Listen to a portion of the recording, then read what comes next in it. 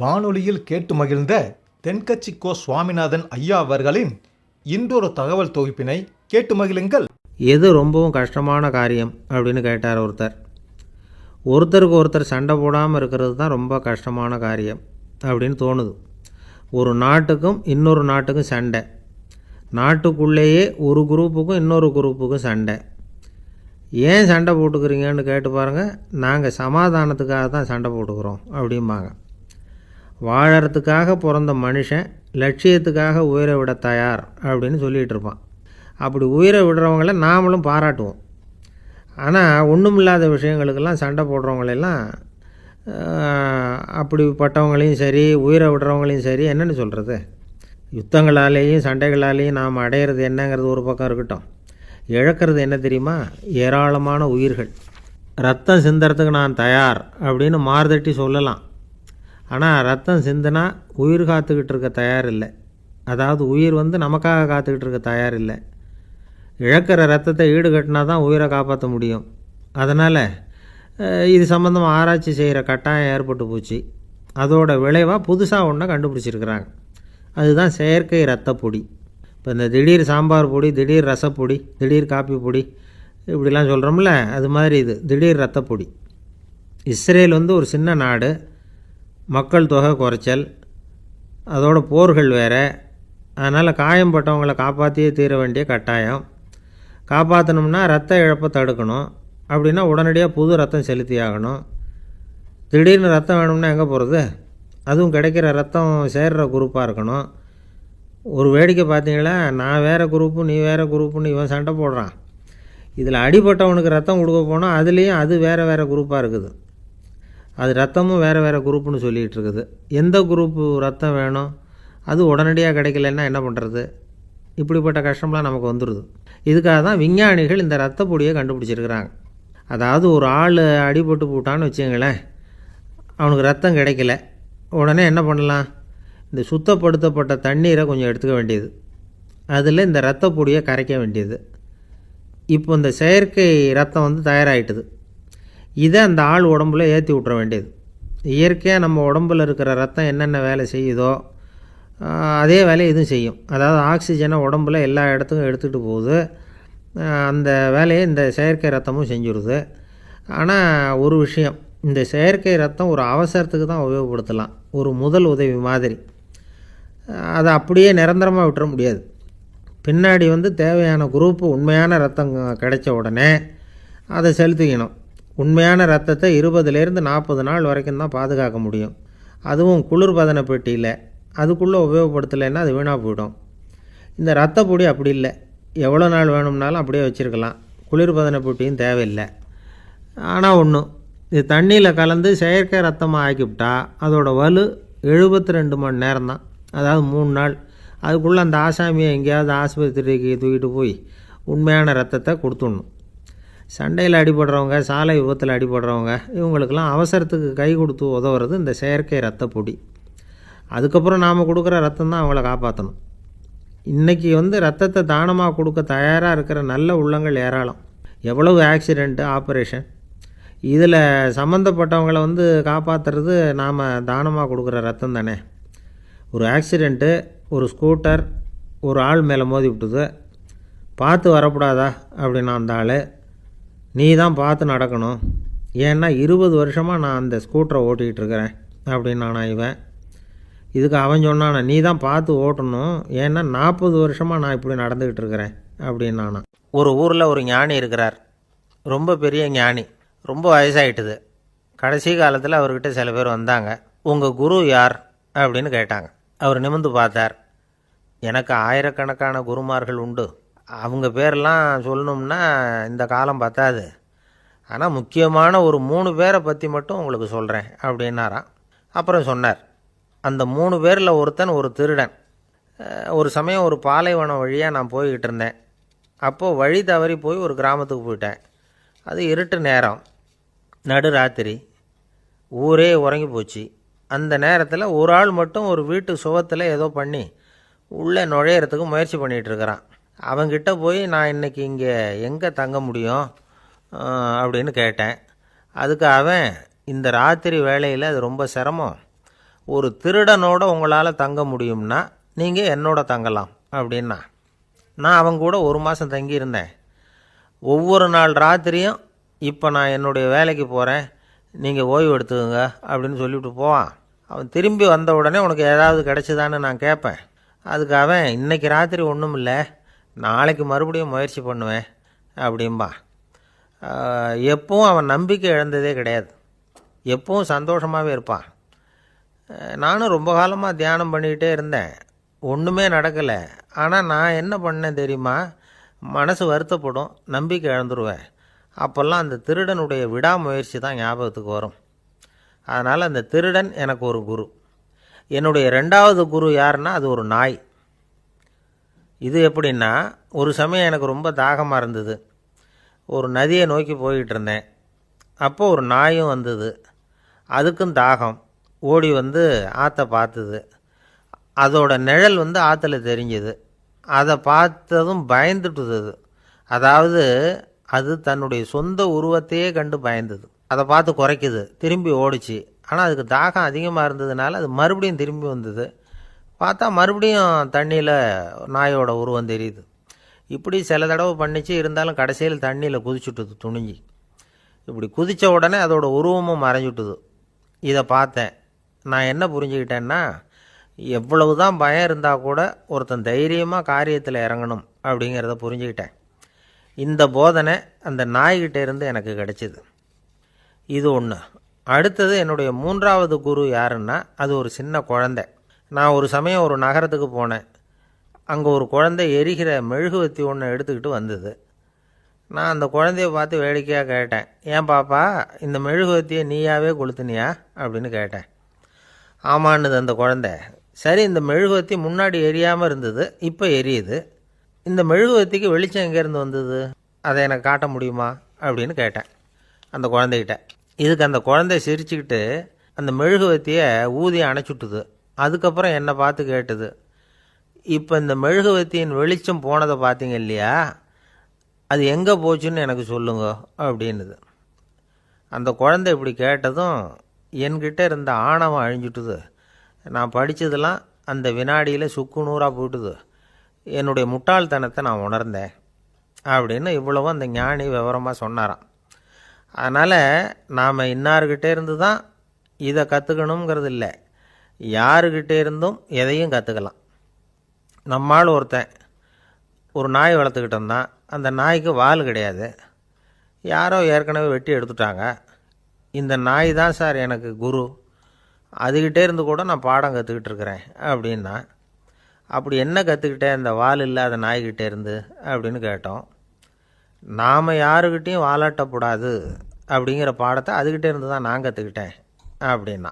இந்த உலகத்தில் எல்லாருக்கும் மகிழ்ச்சி தரக்கூடிய ஒரு பொருள் எது? இது ஒரு முக்கியமான கேள்வி. இந்த கேள்விக்கு பொருத்தமான ஒரு பதிலை உங்களால் சொல்ல முடியுமா? அதாவது கொஞ்சம் யோசித்து பார்த்தா பணம்னு சொல்லலாமா? இப்போ கையில் காசு இல்லாதவங்ககிட்ட ஒரு 10 ரூபாயை கொடுத்தா அது அவனுக்கு சந்தோஷத்தை கொடுக்கும். ஏற்கனவே வருமான வரி பிரச்சனையில் சிக்கி இருக்கிறவர்கிட்ட இன்னும் கொஞ்சம் பணம் இந்தாங்கன்னு சொல்லி கொடுத்தோம்னா அது அவருக்கு சங்கடத்தை தான் கொடுக்கும். அதனால் அந்த கேள்விக்கு பணங்கிறது பொருத்தமான பதிலாக இருக்க முடியாது. கேள்வி என்னென்னா, இந்த உலகத்தில் எல்லாருக்கும் மகிழ்ச்சி தரக்கூடிய ஒரு பொருள் எது? சரி, இனிப்புன்னு சொல்லலாமா?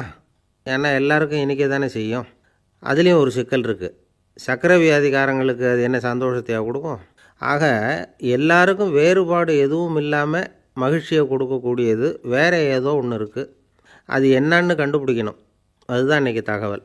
இப்போ அதை கண்டுபிடிக்கணும்னா இந்த கதையை கேட்கணும். அது என்ன கதைன்னா, ஒரு ஊரில் ஒரு ராஜா இருந்தார். அவருக்கும் இதே சந்தேகம் வந்துட்டுது. அதாவது எல்லாருக்கும் இன்பம் தரக்கூடிய பொருள் எது அப்படின்னு. இதுக்கு பதில் தெரிஞ்சுக்கிறதுக்கு ஆசைப்பட்டார். சரி, அதுக்கு என்ன செய்யலாம்னு யோசனை பண்ணார். நாட்டு மக்களுக்கு பகிரங்கமாக ஒரு அறிவிப்பு கொடுத்தார். நம்ம நாட்டு மக்கள் இன்பம் தரக்கூடிய பொருள் எதுன்னு நினைக்கிறாங்களோ அதை கொண்டுக்கிட்டு வந்து அரண்மனையில் உள்ள கண்காட்சி மண்டபத்தில் வைக்கலாம். அப்படி அவங்க வைக்கிற பொருள்களில் எது எல்லாருக்கும் இன்பம் தரக்கூடியதாக இருக்குமோ அதை வச்சவருக்கு 1000 பொற்காசுகள் பரிசு அப்படின்னு அறிவிப்பு கொடுத்துட்டார். ஜனங்கள் இந்த அறிவிப்பை கேட்டாங்க. அதுக்கப்புறம் சும்மா இருப்பாங்களா?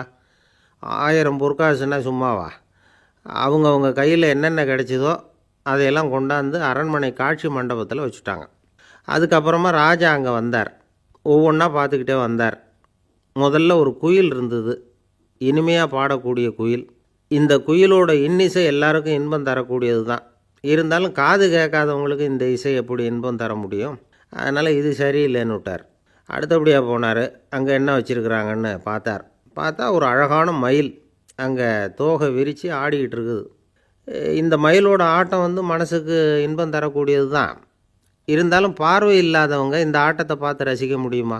முடியாது. அதனால் இதுவும் சரியில்லை அப்படின்னு சொல்லிவிட்டார். அதுக்கு அடுத்தபடியாக போனார். பல வகையான இனிப்பு பண்டங்களை வச்சுருந்தாங்க.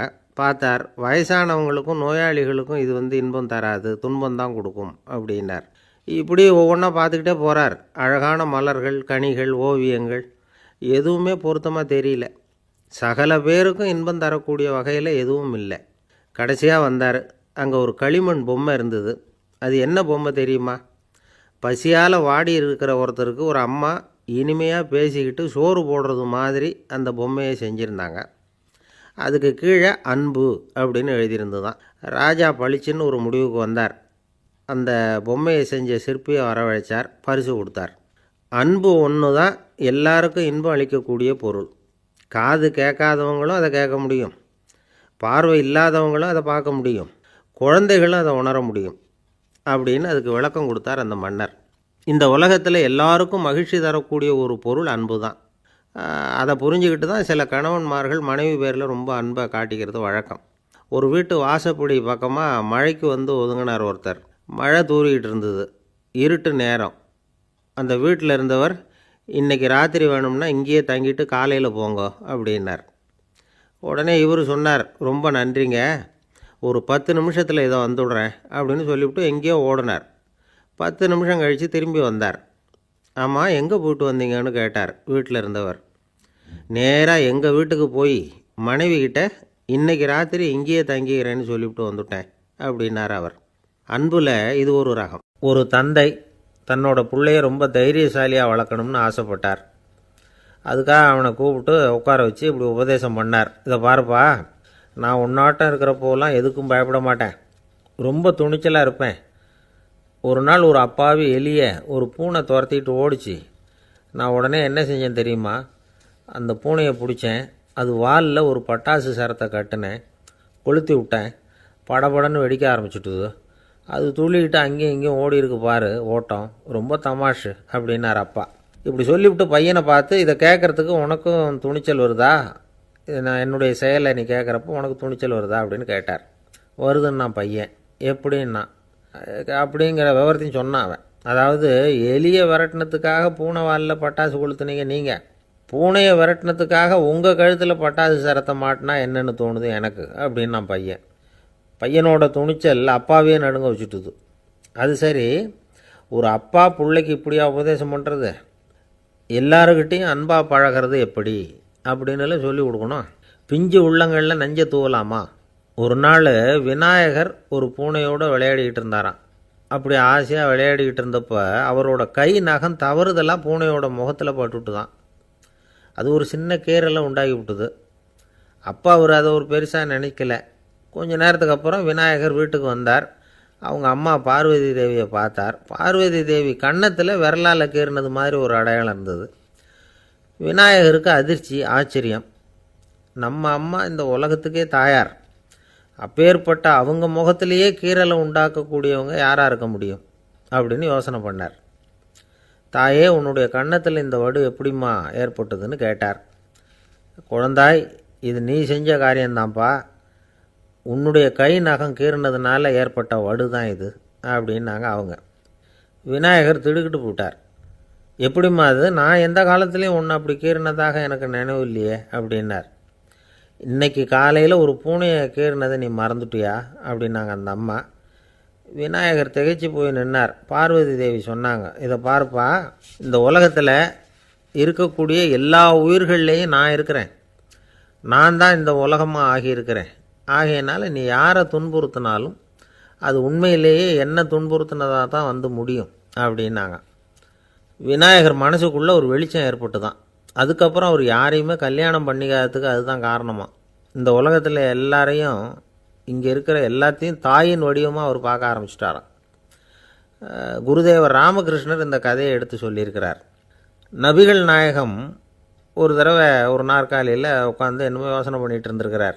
அப்போ அவரோட உடையில் ஒரு கீழ்ப்பகுதி தரையில் படிஞ்சு கிடந்திருக்குது. அங்கே விளையாடிக்கிட்டு இருந்த ஒரு பூனை அது மேலே வந்து படுத்து தூங்கி போச்சு. தொழுகை செய்ய வேண்டிய நேரம் வந்துட்டது. நபிகள் நாயகம் எழுந்திருக்க பார்த்தார். அப்போ தான் பூனை தன்னோட உடை மேலே படுத்து தூங்கிட்டு இருக்கிறது கண்ணில் படுது.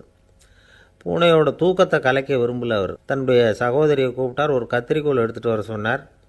பூனை படுத்திருந்த உடைப்பகுதி மட்டும் இருக்குல்ல, அதை மட்டும் அதோட கத்திரிச்சு விட்டுட்டு அதுக்கப்புறம் அவர் எழுந்திரிச்சு தொழுகைக்கு போனாராம். அதாவது பிற உயிர்கள்கிட்ட எப்படி அன்பு காட்டணுங்கிறத பெரியவங்க எவ்வளவோ விதத்தில் நமக்கு எடுத்து காட்டியிருக்கிறாங்க. இருந்தாலும் எத்தனை பேர் மனசில் அதெல்லாம் உரைச்சிருக்குது. நாமளும் நம்ம ட்ரெஸ்ஸு மேலே ஒரு பூனை படுத்திருந்தா ஒரு கத்திரிக்கோலை தான் தேடுவோம், எடுத்துகிட்டு வர சொல்லுவோம். துணியை வெட்டுறதுக்கு பதிலாக இல்லை அதோட வாழை வெட்டினா என்ன அப்படின்னு தோணும். ஒரு ஆள் ரொம்ப பிரியமாக ஒரு பூனையை ஆற்றுல குளிப்பாட்டிக்கிட்டு இருந்தானா. எப்படி? அந்த பூனையை ஆற்று தண்ணியில் அமுக்கி அமுக்கி குளிப்பாட்டிக்கிட்டு இருக்கிறான். அந்த வழியாக போன பெரியவர் ஒருத்தர் இதை பார்த்தார். இதை பார்ப்பா, பூனையை அது மாதிரி ஆற்று தண்ணியில் அமுக்கி குளிப்பாட்டாத, மூச்சு திணறி செத்து போடும் அப்படின்னு அட்வைஸ் பண்ணார். நீ போய் அவன் வேலையை பார்த்துக்கிட்டு, எனக்கு எல்லாம் தெரியும்னா இவன். சரின்னு அவர் போயிட்டார். கொஞ்ச நேரம் கழித்து அவரே அந்த வழியாக திரும்பி வந்துக்கிட்டு இருந்தார். ஆற்றுல பூனையை குளிப்பாட்டிக்கிட்டு இருந்தவன் அழுதுகிட்டு உட்காந்துருக்கிறான். பக்கத்தில் அந்த பூனை செத்து கிடக்குது. இதை பார்த்தார் பெரியவர்.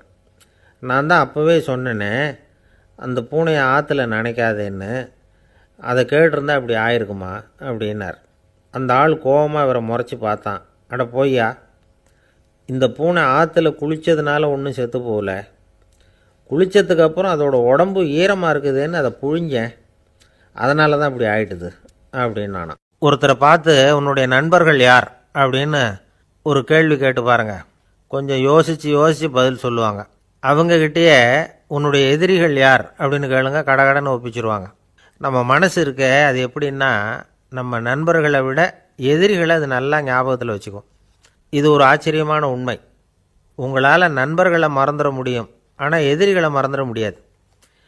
இது ஒரு வேடிக்கையான நிலைமை தான். அழகான தருணங்களை வந்து நாம் ஏன் மறந்துடுறோம்? இது இயற்கை. ஏன்னா நம்ம மனசு மலர்களை கவனிக்கிறதில்ல, அதில் இருக்கிற முள்ளை தான் கவனிக்குது. தன்னை காயப்படுத்துகிற எதையும் அது உடனே கண்டுகொள்ளுது. ஒரு தெளிந்த சிந்தனை உடைய மனசு மிக அழகாக உள்ள எல்லாத்தையும் கவனிக்கும். அது நன்றியுடன் உணரக்கூடிய எல்லாத்தையும் பார்த்து குறிச்சிக்கும். இப்படிப்பட்டவங்க வாழ்க்கை இயல்பாகவே நல்லா அமையும். அது ரொம்ப அபூர்வம். மனசில் உள்ள ஒரு சிறிய அமைப்பை வந்து மாற்றுவதை பொறுத்து தான் இந்த விஷயம் அப்படிங்கிறார் ஓஷோ. ஒரு யூத கோவில் இருந்து தான், அது யூதர்களின் மடமாகவும் இருந்தது. அங்கே ஒரு தலைமை குரு, அவர் ரொம்ப கண்டிப்பானவர். அந்த கோவிலை ஒட்டி ஒரு தோட்டம். ஒரு நாள் காலையில் அந்த தோட்டத்தில் 2 இளம் யூதர்கள் நடந்து போய்கிட்டு இருக்கிறாங்க. காலையில் 1 மணி நேரம், மாலையில் 1 மணி நேரம் அவங்க அந்த தோட்டத்தில் நடக்கிறதுக்கு அனுமதி உண்டு. மற்ற நேரங்களில் அவங்க மத புத்தகங்களை படிக்கணும், பிற விதிமுறைகளை கடைபிடிக்கணும். அந்த 2 பேருமே தொடர்ந்து புகைப்பிடிக்கிற பழக்கம் உள்ளவங்க. ஆனால் கோவில் மடத்தில் இருக்கிறப்போ அவங்க புகைப்பிடிக்க முடியாது, அது கடுமையான குற்றம். சரி, நாம் தோட்டத்தில் இருக்கிறப்போவாவது புகைப்பிடிக்கலாமா அப்படின்னு ஒரு ஆசை அவங்க 2 பேருக்குமே. இருந்தாலும் பயம். இப்படி கேட்டால் மதகுரு என்ன சொல்லுவாரோ அல்லது என்ன செய்வாரோங்கிற பயம். இப்படியே கொஞ்ச நாள் ஆச்சு. ஒரு நாள் அந்த 2 பேரில் ஒருத்தன் ரொம்ப கலங்கி போய் அந்த கோவிலிருந்து வெளியில் வந்துக்கிட்டு இருந்தான். வந்தவன் நேராக தோட்டத்து பக்கம் போனான். அங்கே இன்னொருத்தன் ஆனந்தமாக புகை பிடிச்சிக்கிட்டு இருக்கிறான். அதை பார்த்து தான் இவனுக்கு அதிர்ச்சி. அட கடவுளே, என்ன இது, நீ கேட்காமலே ஆரம்பிச்சிட்டியா அப்படின்னா. இல்லை நான் கேட்டுவிட்டு தான் ஆரம்பிச்சிருக்கேன்னா அவன். அப்படியா, என்ன மனுஷன் இவர், நானும் தான் கேட்டேன், என்ன கண்ணாபுண்ணான்னு திட்டிவிட்டார். இது என்ன கோவிலா இல்லை நரகமா? உனக்கு புகை பிடிக்கணும்னு ஆசையாக இருந்தால் நரகத்துக்கு போகணும்னு சொல்லிவிட்டார். அது சரி, உன்னை மட்டும் எப்படி அனுமதிச்சார் அப்படின்னு கேட்டான் இவன். அவன் சிரிச்சுக்கிட்டே, நீ எப்படி கேட்ட சொல்லு அப்படின்னா. நாம் இந்த தோட்டத்துக்கு வர அனுமதிக்கப்பட்டிருக்கிறதே ஜபத்துக்காகத்தானே, அதனால் நான் ஜெபம் சொல்லும் பொழுது புகை பிடிக்கலாமா அப்படின்னு கேட்டேன். அதுக்கு தான் அவர் சத்தம் போட்டு என்னை அடிக்கவே வந்துட்டார் அப்படின்னா இவன்.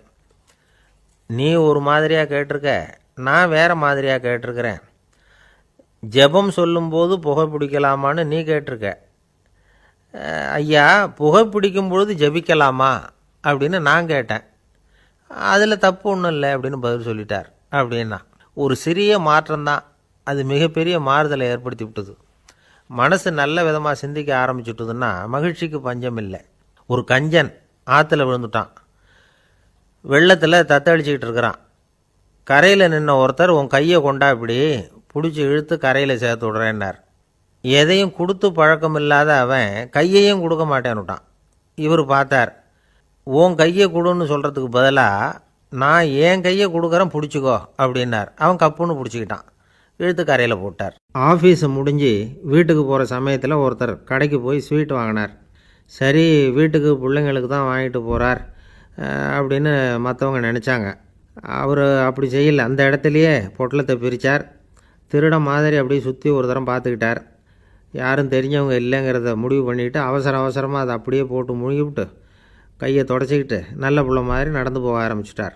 அவர் யாருன்னா, அவரோட பிரச்சனை எல்லாருக்கும் தெரியாது, சில பேருக்கு தான் தெரியும். அதாவது அவர் உடம்பில் சர்க்கரை இருக்குதுன்னு டாக்டர் சொல்லிவிட்டாராம்.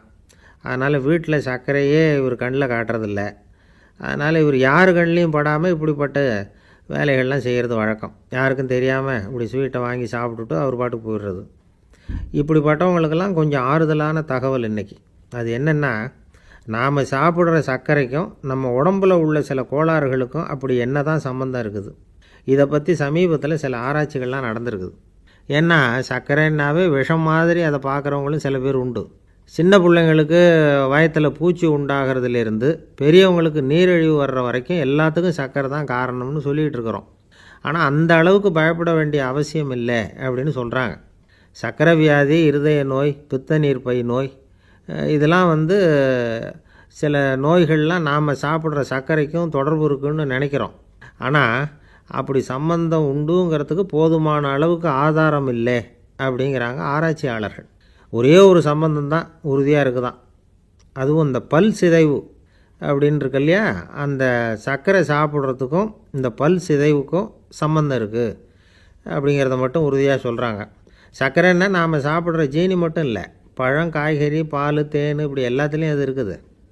கேரட்டு கொடுக்குற சத்தில் 88% சர்க்கரை, ஆப்பிள் கொடுக்குற சக்தியில் 95% சர்க்கரை. இது ஜீனி சர்க்கரை, இது ஆப்பிள் சர்க்கரை அப்படிங்கிற வித்தியாசம்லாம் உடம்புக்கு கிடையாது. ரெண்டுமே உடனடியாக சக்தி கொடுக்குது. ஒரு ஸ்பூன் சர்க்கரையில் 16 கலோரி தான் சத்து இருக்குது. அதிகமாக சர்க்கரை சாப்பிட்டா நீரிழிவு வந்துருங்கிறது தப்பான ஒரு அபிப்பிராயம். டயபெட்டிஸுங்கிறது ஒரு மெட்டபாலிக் டிஸார்டர், அவ்வளவுதான். அதாவது நாம் சாப்பிட்ற சர்க்கரையை நம்ம உடம்பு திறமையாக உபயோகப்படுத்திக்க முடியல அப்படின்னு அர்த்தம். அதனால தான் அதிகமாக இனிப்பு வேணாம்னு சொல்கிறோம். ஏற்கனவே உடம்பால் முடியாத ஒன்றை மறுபடியும் அது தலையில் சுமத்தி அதிகமாக வேலை வாங்க வேணாமே அப்படிங்கிறதுக்காக தான். ஆகாரத்தில் அதிகமாக சர்க்கரை இருந்தால் அதனால் உடனே சர்க்கரை வியாதி வந்துடும்ங்கிறதுக்கு விஞ்ஞான ரீதியாக போதுமான ஆதாரம் இல்லை. அதனால் எப்போவாவது அதிகமாக ஸ்வீட்டு சாப்பிட்டுட்டா ஐயோ அதிகமாக சாப்பிட்டோமோ என்ன பண்ண போகுது தெரியலையே அப்படின்னு நினச்சி மனசை போட்டு குழப்பிக்க வேண்டியதில்லை. பொதுவாக எதுவுமே அதிகமாக வேண்டாம், எல்லாம் சீராக இருந்தால் போதும். நீரிழிவுங்கிறது புதுசாக வந்துட்ட ஒரு நோய் இல்லை, ரொம்ப காலமாகவே இருக்கிற ஒன்று தான். நம்ம முன்னோர்கள் இதை மதுமேகம் அப்படின்னு சொல்லுவாங்க. அதை கட்டுப்படுத்துறதுக்கு அவங்களே சில வழிமுறையை சொல்லி வச்சுருக்கிறாங்க. அது என்னென்னா வேறு ஒன்றும் இல்லை, இந்த பாவக்காய், முள்ளங்கி, அருகம்புல், அவ்வளவுதான். வெள்ளை முள்ளங்கி இருக்குல்ல, அதை வாரத்துக்கு 3 நாள் சாப்பிட்டுக்கிட்டு வாங்க. நூலுக்கோல் ரொம்ப நல்லது. இல்லைன்னா முள்ளங்கி சாறு 1 ounce சாப்பிட்டுட்டு வரலாம். ரத்தத்தில் சேர்கிற சர்க்கரை அளவு இதெல்லாம் கட்டுப்படுத்துது. சிறுநீரில் காணப்படுகிற சர்க்கரை அளவையும் சமநிலைப்படுத்துது. தினமும் ஆகாரத்தில் கோதுமை, கேழ்வரகு, வெந்தயம், கருவேப்பிலை, சோயாபீன்ஸ் எது கிடைக்குதோ சேர்த்துக்கலாம். இப்படிலாம் செஞ்சுக்கிட்டு வந்தால் அப்புறம் வீட்டுக்கு தெரியாமல் கடையில் போய் நின்றுக்கிட்டு ஸ்வீட் வாங்கி திருட்டுத்தனமாக சாப்பிட வேண்டிய அவசியமே உங்களுக்கு வராது. 2 ஆசாமிகள் கடற்கரையில் உட்காந்து சாவகாசமாக பேசிக்கிட்டு இருந்தாங்களாம். ஒருத்தர் சொன்னார், இன்னொருத்தருக்கு தெரியாமல் ஸ்வீட்டு சாப்பிட்றதே எப்பவும் இடைஞ்சல் தான் சார். நேற்றுக்கு பாருங்கள் அப்படி தான் சாப்பிட்டுக்கிட்டு இருந்தேன், வீட்டுக்காரி கண்ணில் போட்டுவிட்டுதோ, அதுக்கப்புறம் ஒரே ரகலையாக போச்சு அப்படின்னாராம். எனக்கு கூட அப்படி தான் சார் ஆகிட்டுது, ஒரே ரகளை அப்படின்னாராம் இன்னொருத்தர். நீங்கள் சாப்பிட்டதும் உங்கள் வீட்டுக்காரங்க கண்ணில் போட்டுட்டுதா சார் அப்படின்னு கேட்டிருக்கார் இவர். அதுக்கு அவர் சொன்னாராம், அப்படி இல்லை சார், கடைக்காரர் கண்ணில் போட்டுட்டுதோ, நான் அவருக்கு தெரியாமல் அந்த ஸ்வீட்டை அவர் கடையிலேருந்து எடுத்திருந்தேன் அப்படின்னு விளக்கம் கொடுத்தாராம் இந்த ஆள். பொங்கல் திருநாள். பொங்கல் திருநாள்னால் இது ஏதோ அறுவடை திருநாள் அப்படின்னு சொல்லுவோம். அதாவது வருஷம் பூரா நாம் பாடுபட்டு அதனுடைய பலனை அனுபவிக்கிற நாள் அப்படிங்கிறது நாம் சொல்லிகிட்டு இருக்கிறது. இது முக்கியமாக இது ஒரு நன்றி அறிவிப்பு நாள் அப்படின்னு சொல்லுவாங்க. இன்றைக்கி நிறைய நன்றி அறிவிப்பு கூட்டம்லாம் நடந்துக்கிட்டு இருக்குல்ல, அது மாதிரி விவசாயிகள் நடத்துகிற ஒரு நன்றி அறிவிப்பு விழா இது. யாருக்கு நன்றி சொல்கிறாங்கன்னா ஆதவனுக்கு. அதாவது சூரியன் இல்லைன்னா விவசாயம் இல்லை. அதனால் ஆதவனுக்கு நன்றி செலுத்துகிற நாளாக இந்த பொங்கல் திருநாளை நாம் கொண்டாடுறோம். அதாவது இந்த பொங்கலில் விவசாயிகள்கிட்டேருந்து நிறைய பண்புகளை நாம் தெரிஞ்சுக்க வேண்டிய நாள் இது. விவசாயிகள் அவங்க விவசாயம் முன்னேறி இருக்கிற அளவுக்கு விவசாயிகளுடைய வாழ்க்கை தரம் முன்னேறலை. அந்த அளவுக்கு அவர்கள் நாட்டுக்காக உழைச்சிக்கிட்டு இருக்கிறாங்க. அந்த காலத்திலே அதை பற்றி ஒரு கதை சொல்கிறது உண்டு. ஒரு வயசான ஆள் நிலத்தில் ஏறு உழுதுகிட்டு இருந்தாராம். கிழிஞ்சு போன ஒரு சின்ன துண்டை தான் இடுப்பில் கட்டியிருந்தாராம். தலையில் ஒரு கந்தலை சுற்றி இருந்தார். உடம்பு பூரா சேரு, ரொம்ப ஏழை. ஏறு ஓட்டிகிட்டு இருக்கிறவர் வேறு எப்படி இருப்பார்? இருந்தாலும் அந்த ஆள் ரொம்ப ஜாலியாக பாட்டு பாடிக்கிட்டே ஏறு உழுதுகிட்டு இருந்தாராம். உடம்புல தான் அவர் ஏழையை தவிர மனசில் ஒரு ஏழையாக தெரியல. அந்த சமயத்தில் அந்த நாட்டு ராஜா அந்த பக்கமாக குதிரை மேலே வந்தாராம். வேட்டைக்கு போயிட்டு பரிவாரங்களோடு திரும்பி வந்துக்கிட்டு இருக்கிறார். ரொம்ப செல்வ செழிப்பில் இருக்கிற ராஜா அவர் இந்த வயசான விவசாயியை பார்த்துருக்கார். இந்த ஆள் ரொம்பவும் ஏழைங்கிறது அவரை பார்த்தாவே பளிச்சுன்னு தெரியுது. கட்டிக்கிறதுக்கு நல்ல துணி இல்லை, உடம்போ இழைச்சி போயிருக்குது, வயிறு முதுகில் போய் ஒட்டிக்கிட்டு இருக்கு, கண்ணு குழி விழுந்து போயிருக்குது. ஆனாலும் முகத்தை பார்த்தா சந்தோஷமாக இருக்கிற மாதிரி இருக்குது. இவ்வளோ உற்சாகமாக பாடிக்கிட்டு இருக்கிறாரே அப்படின்னு ஆச்சரியமாக நினச்சி பார்த்தார் அந்த ராஜா. சரி, அவர்கிட்ட கொஞ்சம் பேச்சு கொடுத்து பார்க்கலாம் அப்படின்னு முடிவு பண்ணார். ஐயா பெரியவரே, இப்படி கொஞ்சம் வர முடியுமான்னாராம். பொழுது போகிறதுக்குள்ளே நான் இந்த வயல் பூரா உழவு ஓட்டி ஆகணும், அதனால் பேசுகிறதுக்கு நேரம் இல்லை அப்படின்னாராம் அந்த பெரியவர். என்ன அவ்வளவு அவசரமாக? மீதி இருந்தால் நாளைக்கு உழுதுவக்கூடாதா? அது சரி, உனக்கு எத்தனை ஏக்கர் நிலம் இருக்குது அப்படின்னு விசாரிச்சிருக்கார் ராஜா. எனக்குன்னு சொந்தமாக உள்ளங்கை அளவு கூட நிலம் கிடையாது. இது எங்கள் முதலாளியோட நிலம். இதை பூராவும் உழுது முடித்தா தான் அவர் கூலி கொடுப்பார். நான் கூலிக்கு உழுதுகிட்டு இருக்கிறேன். உங்ககிட்ட பேசிக்கிட்டு இருந்தால் அவருக்கு துரோகம் பண்ணது மாதிரி ஆகிடும் அப்படின்னாராம். ராஜா குதிரையை விட்டு கீழே இறங்கினார். வரப்பில் நடந்து அந்த பெரியவர்கிட்டே போனாராம். சரி, ஒரு நாள் பூரா உழுதா உனக்கு எவ்வளவு கூலின்னு கேட்டிருக்கார். 8 அணா கூலி கிடைக்கும்னாராம் அவர். இது ரொம்ப காலத்துக்கு முன்னாடி நடந்த ஒரு சம்பவங்கிறதுனால அப்போ 8 அணா கூலிங்கிறது ரொம்ப பெருசு. இருந்தாலும் அதுவும் அந்த ராஜாவுக்கு பெரிய கூலியாக தெரியல. இவ்வளவு தானா, இதை வச்சுக்கிட்டு நீ எப்படி காலம் தள்ளுற அப்படின்னாராம். ஒன்றும் கவலை இல்லை அப்படின்னாராம் அவர். ராஜாவுக்கு ரொம்ப ஆச்சரியமாக போச்சு. 8 அணா கூலி வாங்குகிற இந்த ஆள் கவலை இல்லாமல் இருக்கிறார், ஏராளமான வசதியோடு இருக்கிறன்னா கவலை இல்லாமல் வாழ முடியலையே அப்படின்னு நினச்சி பார்த்துருக்கார். அது சரி, 8 அணாவில் எப்படி குடும்பம் நடத்துகிற அப்படின்னு கேட்டாராம். எனக்கு கிடைக்கிற 8 அணாவில் 2 அணா குடும்பத்துக்கு செலவழிக்கிறேன், 2 அணா பழைய கடனுக்கு கொடுக்குறேன், 2 அணா தர்மம் செய்கிறேன், 2 அணா வட்டிக்கு கொடுக்குறேன், ஒரு குறையும் இல்லைன்னாராம். ராஜாவுக்கு ஒன்றும் புரியல. எனக்கு ஒன்றும் புரியலேன்னு இருக்கார். ஐயா, எனக்கும் என் மனைவிக்கும் 2 அணா செலவாகுது. வயசான அம்மா அப்பா இருக்கிறாங்க, சின்ன வயசில் என்னை காப்பாற்றினவங்க அவங்க. அந்த கடனுக்கு 2 அணா செலவாகுது, அது பழைய கடன். என் தங்கச்சி ஒருத்தி ஆதரவு இல்லாத நிலைமையில் தன்னுடைய மகனோட என் வீட்டில் இருக்கிறா. அவளுக்கும் அவள் மகனுக்கும் 2 அணா செலவு பண்ணுறேன், அது தர்மம். எனக்கு 2 பிள்ளைங்க இருக்கிறாங்க, அவங்களுக்கு 2 அணா செலவு பண்ணுறேன், அது வட்டிக்கு கொடுக்கறது மாதிரி. பிற்காலத்தில் அவங்க எங்களை காப்பாற்றுவாங்க. அந்த வகையில் நான் திருப்தியோடு வாழ்ந்துக்கிட்டு இருக்கிறேன் அப்படின்னாராம். ராஜாவுக்கு அர்த்தம் புரிய ஆரம்பிச்சுதான். அந்த பெரிய நிலத்தை விலை கொடுத்து வாங்கி அந்த பெரியவருக்கே தானமாக கொடுத்துட்டாராம். இப்போ உழுதவருக்கே நிலம் சொந்தமாகிட்டுது. அன்னையிலேருந்து அரசனுக்கும் ஆறுதல் கிடைச்சிதான். இப்படி ஒரு கதை சொல்லுவாங்க. 8 அணா வருமானத்தை வச்சுக்கிட்டு எப்படி காலத்தை தள்ளுறதுன்னு சொல்கிறதுக்காக இந்த கதையை சொல்கிறதாக யாரும் தப்பாக நினச்சிக்கக்கூடாது. கிடைக்கிறத எப்படி பங்கு போடுறார், எப்படி திருப்தியாக வாழறார் அப்படிங்கிறது தான் முக்கியம். அது மாதிரி இன்றைக்கு இந்த பொங்கல் திருநாளில் உழவர்கள் மனசு மகிழ்ச்சியாக இருந்ததுன்னா அது எல்லாரும் மகிழ்ச்சியாக இருக்கிறது மாதிரி அர்த்தம். அதனால் அவர்கள்ட்டேருந்து நாம் பாடம் கற்றுக்கணும். சில உழவர்கள் தங்கள் நிலத்தில் விளையிறத தாங்கள் சாப்பிட மாட்டாங்க, அடுத்தவங்கள்ட்ட விற்றுட்டு சந்தையில் போய் வேறு அரிசி வாங்கிட்டு வந்து தான் இவங்க சாப்பிடுவாங்க. அப்படிப்பட்ட விவசாயிகள்லாம் இது உண்டு. பங்கிடுகிற பண்பை உழவர்கள்ட்டேருந்து கற்றுக்கொள்ளுங்கள் அப்படிம்பாங்க. ஒரு ஆள் நிம்மதியாக மகிழ்ச்சியாக இருந்தானா, உங்கள் நிம்மதிக்கும் மகிழ்ச்சிக்கும் என்ன காரணம்னு கேட்டிருக்கார் இன்னொருத்தர். என்கிட்ட இருந்தது பூராவையும் என் பிள்ளைங்களுக்கு சமமாக பங்கு போட்டு கொடுத்துட்டேன், எனக்குன்னு எதுவுமே வச்சுக்கல, அதுதான் நிம்மதிக்கு காரணம்ன்றிருக்கான். உங்ககிட்ட இருந்தது எவ்வளவு இருந்தது அப்படின்னு கேட்டிருக்காரு அவர். மொத்தமாக ஒரு 50,000 ரூபா இருக்கும் அப்படின்னு இருக்கான். அவ்வளவும் பணமாகவே இருந்ததா அப்படின்னு கேட்டிருக்காங்க இவங்க. இல்லைங்க, அவ்வளவும் கடன், அதை தான் பிரித்து கொடுத்துருக்கேன் பிள்ளைங்கக்கிட்ட அப்படின்னு நானா அவன்.